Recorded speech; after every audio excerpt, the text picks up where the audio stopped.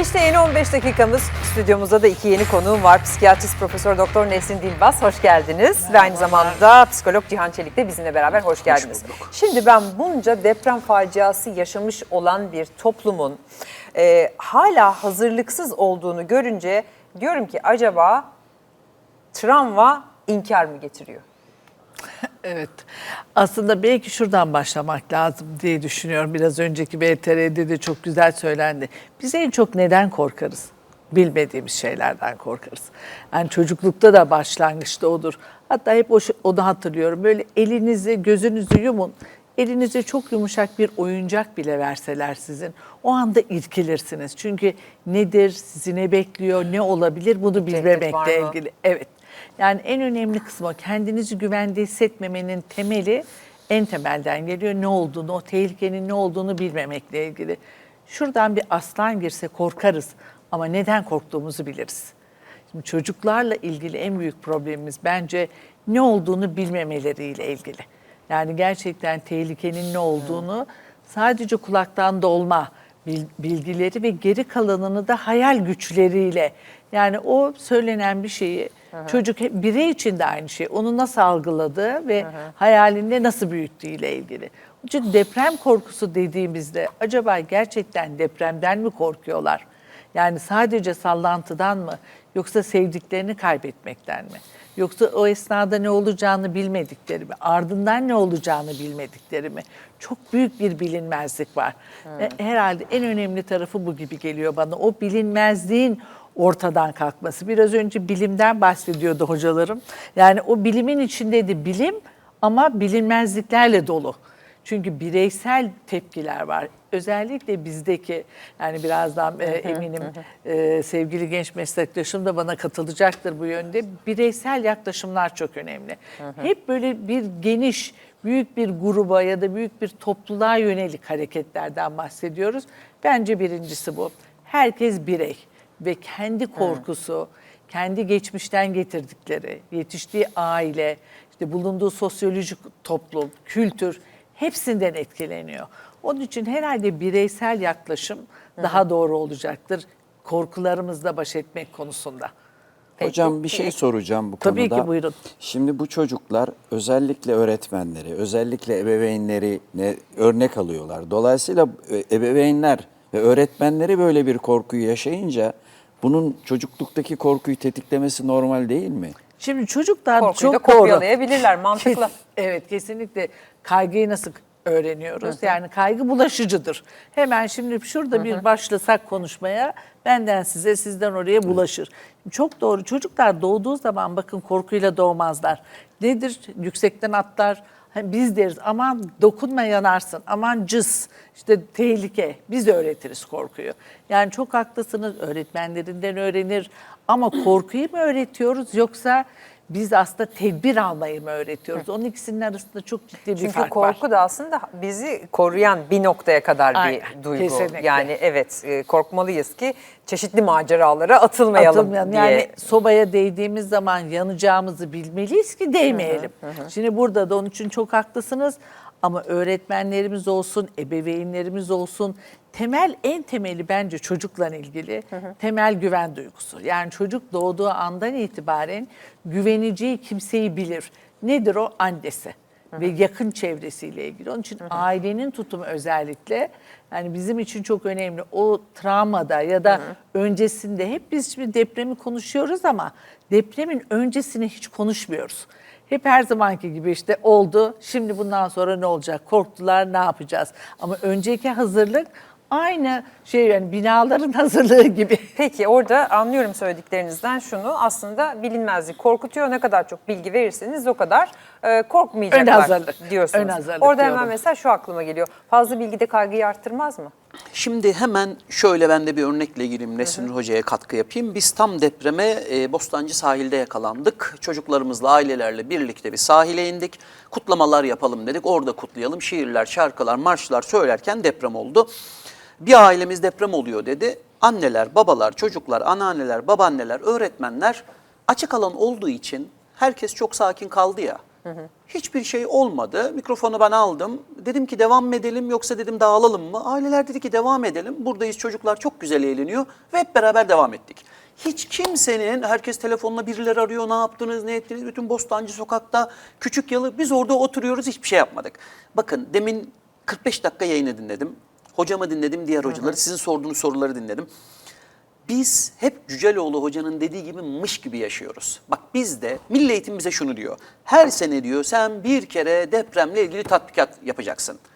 Bu tatbikatın nasıl yapıldığını, kimin ne bilgi verdiğini, ne olduğunu hiç kimse netlemiyor. Bizde şu yapılıyor. 90 çocuk var bizim okulda. 90 çocuğa deprem tatbikatı verdik mi? Maltepe'de 42 okul, İstanbul'da şu kadar okul. Bir açıklama geliyor. 3.800.000 çocukla tatbikat yapıldı. Hiçbir çocukla yapılmadı aslında. Sadece çocuklar güldü. Oradan biz zili çalıyoruz. Dut diye hepimiz aşağı koşuyoruz. Bir de nasıl koşuyoruz biliyor musun? Gülüyoruz, o onu tutuyor, onun yanağını seviyor, öpüyor, kokluyor. Yaptık mı? Fotoğraf istiyor bizden. Fotoğrafları çekiyoruz, videoları çekiyoruz, dosyamızı koyuyoruz. İlçe Milli Eğitim'e gidiyoruz. Diyoruz ki biz tatbikatı yaptık. Bu olduğu sürece binalar gibi hocamın dediği gibi bireysel. Ama sen 3 yaşında çocuğu ben alıyorum. Bak 3 yaş, 4 yaş, 5 yaş sınıfı. Oturduk bu deprem konusu. Aldık Legoları, depremin nasıl olduğunu anlattık. Bakın arkadaşlar Legoları görüyorsun. Depremde Legolar birbirine biraz kayıyor. Dokunuyor. Cihan abi böyle mi oluyor? Böyle oluyor. Biz ne yapacağız? Hocamın dediği gibi. Arkadaşlar sadece en yakınınızda bulduğunuz masa gibi buzdolabı yanında, altında bekleyeceksiniz. Cihan abi bu bizi korur mu? Yapacağımız tek şey bizim bu. Bu kadar. Çocuklar aslında inanılmaz panik, öldüm bittim demiyor. Ama kim diyor bunu? Yine Nesrin hocamın dediği gibi öğrenmiş olan ebeveyni tarafından öyle yetiştirilmiş çocuğun ödü kopuyor. Daha hemen danışmanlığa başladılar gelmeye. Bakın daha 2 gün oldu. Bugün yanımda benim Sena, Cihan hocam dedi çocuk perişan olmuş. Geldik buna terapi başlanacak, danışmanlık başlanacak. Biz mış gibi yapmazsak, çocuklara öğretirsek biz, ama ben konuşmaları izlerken yine hocam dedi ya, bak benim de haberim yok, içindeyiz işin. Ne araştırmışız, ne bakmışız, İBB'nin böyle bir şeyi var, oradan eğitim veriliyor, ücretsiz geliniyor, gidiliyor. Hiçbirimiz zaten bilmiyoruz. Biz muhtemelen 3 gün sonra, ama yine hocam dedi, ben hep şeyden bahsediyorum özür dileyerek. Bizim ülkede yetişkin ahlaksızlığı var ya, yetişkin ahlaksızlığını konuşmadan, trafikte kimse durmuyor, bu yapıyor, şu depremde aynısı.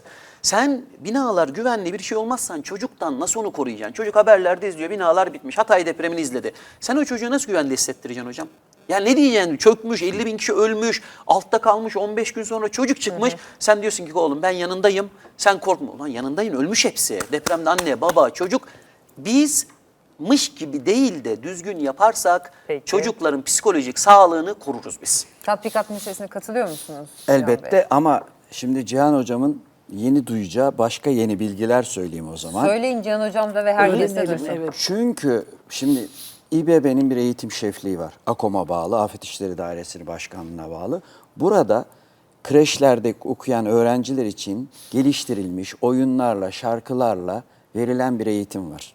Oyun oynayarak çocuklara her türlü Şu az afet... önce dediği gibi Düşünün işte, evet. Legolarla anlatmak Hayır, lazım. şarkı, türkü, her türlü eşyayla şimdi bu kreşlere İBB AKOM tarafından aranarak size eğitim Talep verebilir ediliyor. miyiz diye sorulan bir eğitim. Halbuki böyle bir eğitimi İstanbul'daki bütün kreşlerin, Talep etmesi lazım. tabii biz yuvamız İstanbul'daki bütün Peki. kreşteki öğretmenleri eğittik.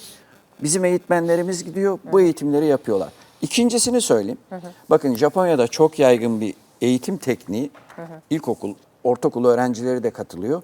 Oyunlarla afet eğitimi.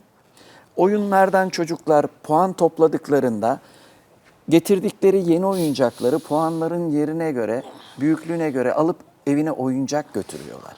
Çocuk hem farklı afetlerde oyun oynuyor, yeni bilgiler öğreniyor, hem de bir ödül alarak eve gittiği için tatbikata da, eğitime de güle oynaya geliyor ve ailelerle beraber geliyorlar. Ben bunu 2011 yılından beri televizyonlarda söyledim. Dedim ki bakın bizim istediğimiz milyonlarca lira değil. Şirketler gelin logo yapın, oyuncak yapın, logonuzu buna basın. Sosyal sorumluluk olarak gelin biz bu tasarladığımız oyunların sponsoru olun. Bunları çocuklara eğitelim, bunları çocuklara dağıtalım. Türkiye bir afet ülkesi ise... Başaramadınız mı? Elbette. En son Habitat Derneği ve UNDP ve Visa buna biraz sponsor oldu. Ve biz küçük çaplı 2 eğitim yapıyoruz. Öğretmenleri eğitiyoruz, oyunları öğretiyoruz. Bu öğretmenler gidip okullarında yapacak. Ama oyuncak dağıtma kısmını henüz Çözemedik. Ama Peki. oyun oynayarak eğitmek o Hocama yaştaki şöyle çocuk katılayım mı? için. Özür Tabii, dileyerek buyurun. çözemezse Nesin vereyim. hocama döneceğim Hemen ama. Nesin Hoca'ya Ha. vereceğim. Hep Japonya örneği veriliyor ya. Evet. Bizim Instagram'da meşhur videolar var hocam. Çocuklar yerleri süpürüyor. Hepsi yemeklerini, tabakları hazırlıyor bilmem. Psikolojik olarak sağlam çocuklar. Senin çocukların bebek. Bebek olduğu için de sen böyle konularda bizim çocukları yetiştirmek, eğitmekle o çocukları yetiştirmek, eğitmek aynı değil. Sen kolu çizildi diye okul basılan bir toplumdasın. Öbürleri ise çocuklarla birlikte odasını topluyor, süpürüyor, okulu çocuklar temizliyor. Bizimkiler hep Peki. paylaşıyor ama uygulamıyoruz. Tamam. Peki şimdi çocuklar ve okul konusunu bir sonraki bölümde daha ayrıntılı konuşacağız. Tamam. O yüzden hemen yetişkinlere çıkalım. Yetişkinlerle Çıkalım, ilgili tabii birkaç ki. soru soracağım. Çünkü burada uykusuzluk gibi sürekli kötü senaryolar gibi kötü senaryolar kurmak gibi durumlar yaşanıyor yetişkinlerde de depremlerden sonra. Bu ne kadar süre devam ederse artık tehlikeli. Ne yapmak lazım? Şimdi gene farklı insanlarda yaşanıyor. Önemli bir nokta var. Yani 99 depremini yaşayanlarda bunlar çok daha fazla yaşanıyor. Çünkü daha önce bir travma yaşamışlar ve travma sonrası yeniden canlanıyor birçok şey. Yani orada uykusuzluk oluyor, panik oluyor. Hatta büyükçe bir kısmı şu anda İstanbul'dan 3-4 günlüğüne uzaklaşanlara bir araştırma yapılsa, bakılsa 99 depremini ya bizzat yaşamış ya da çok fazla onunla ilgili bilgi sahibi olanlar. Bu önemli. Bir tek o sorunuza cevap vereceğim ama şunu özellikle söyleyeyim. Çok katılıyorum Cihan'a. Yani biz Japonya değiliz hocam. Bizim çocuklarımız da Japon çocukları değiller. Çünkü biz sisteme güvenmiyoruz. Bakın çocuklarımızdan önce ebeveynlerimiz güvenmiyor. Neye güvenmiyor? Binaya güvenmiyor. Müteahhitin tutuklanacağına güvenmiyor. Bakın biz adalete güvenmiyor. Ebeveynin adalete güvenmediği bir ülkede çocuk neye güvenebilir? Yani sistemden aşağı doğru iniyoruz ya, yani bizim önce anne babamızın da sisteme güvenmesi lazım. Şimdi burada çok ciddi bir problemimiz var.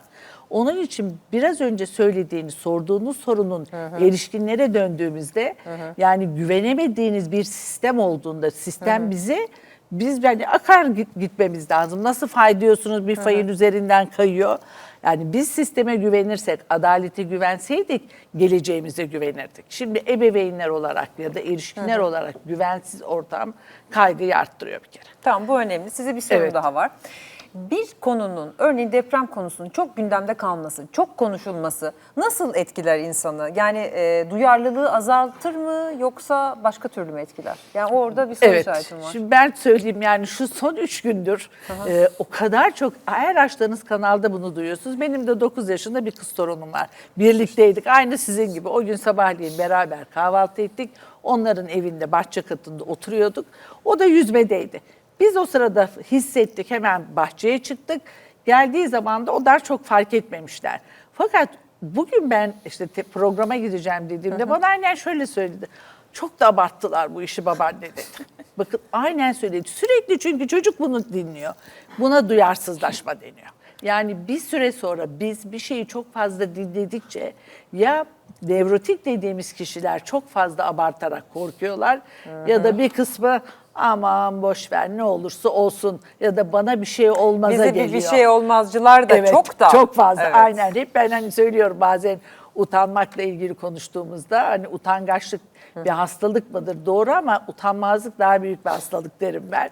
Şimdi burada da yani duyarsızlaşma gerçekten çok önemli. Yani orada hatamız şu oluyor. Depremden hemen sonra bir süre çok konuşuyoruz, çok sık konuşuyoruz. Ondan sonra da bir konuşmaz oluyoruz. Bir daha yeni bir depreme kadar da hiç konuşmuyoruz. Arasını bulacağız. Evet. Umarım biz de.